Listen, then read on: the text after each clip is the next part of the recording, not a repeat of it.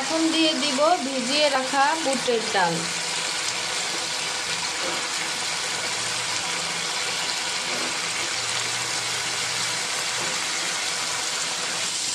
এই ডালটাকে আমি 1 ঘন্টার মতো কুসুম গরম পানিতে ভিজিয়ে রেখেছিলাম। এখন ধুয়ে পানি ঝরিয়ে এতে দিয়ে দিলাম।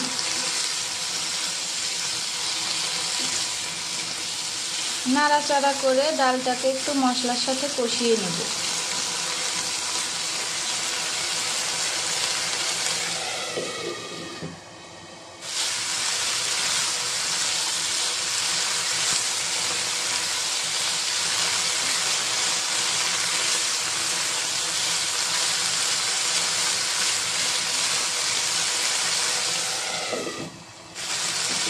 দিয়ে দিচ্ছি ছোট সাইজের 2টি তেজপাতা।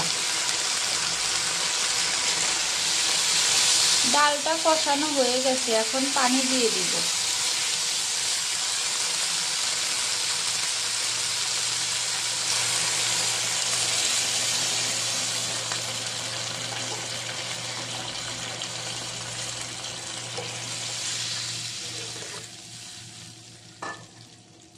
ডালটাকে যেহেতু আমি আগে থেকে সিদ্ধ করে নিইনি, তাই এখন একটু বেশি পরিমাণে পানি দিব ডালটাকে সিদ্ধ করার জন্য। ঢাকনা দিয়ে ঢেকে বলক আসা পর্যন্ত অপেক্ষা করি।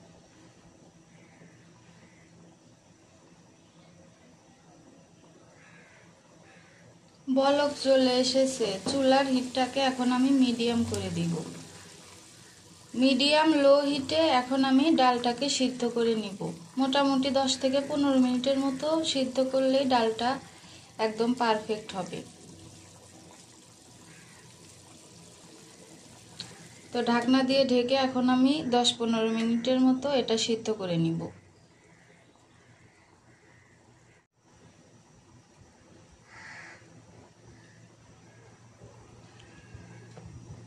ডালগুলো প্রায় সিদ্ধ হয়ে এসেছে। এখন আমি ডালের ভিতরে ডিম দুটো ছেড়ে দিব।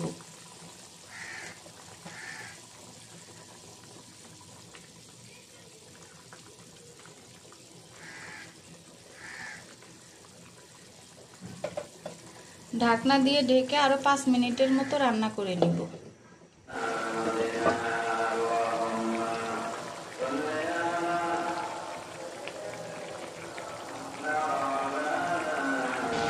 আরো 5 মিনিটের মতো রান্না করে নিয়েছি। আমার রান্নাটা হয়ে গেছে। এখন আমি চুলাটা বন্ধ করে নামিয়ে নিব।